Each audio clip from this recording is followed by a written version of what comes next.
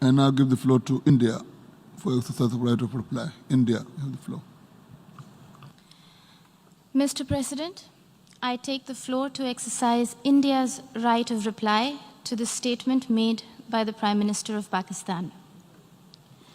Every word spoken from the podium of this august assembly, it is believed, carries the weight of history. Unfortunately, what we heard today from Prime Minister Imran Khan of Pakistan was a callous portrayal of the world in binary terms. Us versus them, rich versus poor, north versus south, developed versus developing, Muslims versus others.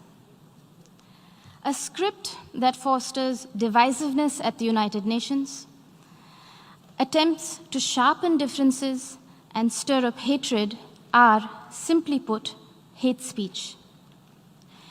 Rarely has the General Assembly witnessed such misuse, rather abuse, of an opportunity to reflect.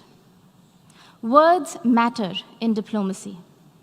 The invocation of phrases such as pogrom, bloodbath, racial superiority, pick up the gun, and fight to the end reflect a medieval mindset and not a 21st century vision. Prime Minister Imran Khan's threat of unleashing nuclear devastation qualifies as brinksmanship, not statesmanship.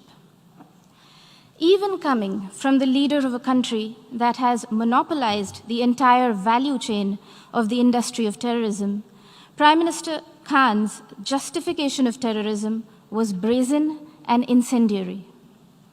For someone who was once a cricketer and believed in the gentleman's game, today's speech bordered on crudeness of a variety reminiscent of the guns of Dara Adam Khel. Mr. President, now that Prime Minister Imran Khan has invited UN observers to Pakistan to verify that there are no militant organizations in Pakistan, the world will hold him to that promise. Here are a few questions that Pakistan can respond to as a precursor to the proposed verification. Can Pakistan confirm the fact that it is home to 130 UN-designated terrorists and 25 terrorist entities listed by the UN as of today? Will Pakistan acknowledge that it is the only government in the world that provides pension to an individual listed by the UN in the Al-Qaeda and Daesh sanctions list? Can Pakistan explain why, here in New York, its premier bank, the Habib Bank, had to shut shop after it was fined millions of dollars over terror financing? Will Pakistan deny that the Financial Action Task Force has put the country on notice for its violations of more than 20 of the 27 key parameters? And finally, would Prime Minister Khan deny to the city of New York that he was an open defender of Osama bin Laden? Mr. President, having mainstreamed terrorism and hate speech, Pakistan is trying to play its wild card as the newfound champion of human rights. This is a country that has shrunk the size of its minority community from 23% in 1947 to 3% today, and has subjected Christians, Sikhs, Ahmadiyyas, Hindus, Shias, Pashtuns, Sindhis, and Balochis to draconian blasphemy laws, systemic persecution, and blatant abuse and forced conversions. Their newfound fascination for preaching human rights is akin to trophy hunting of the endangered mountain goat, the markhor. Pogroms, Prime Minister Imran Khan Niazi, are not a phenomenon of today's vibrant democracies.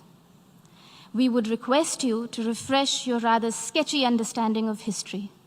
Do not forget the gruesome genocide perpetrated by Pakistan against its own people in 1971 and the role played by Lieutenant General A.A.K. Niazi. a sordid fact that the Honorable Prime Minister of Bangladesh reminded this assembly about earlier this afternoon. Mr. President, Pakistan's virulent reaction to the removal of an outdated and temporary provision that was hindering development and integration of the Indian state of Jammu and Kashmir stems from the fact that those who thrive on conflict never welcome the ray of peace. While Pakistan has ventured to upstream terrorism and downstream hate speech there, India is going ahead with mainstreaming development in Jammu and Kashmir. The mainstreaming of Jammu and Kashmir, as well as Ladakh, in India's thriving and vibrant democracy with a millennia-old heritage of diversity, pluralism, and tolerance is well and truly underway, irreversibly so. The citizens of India do not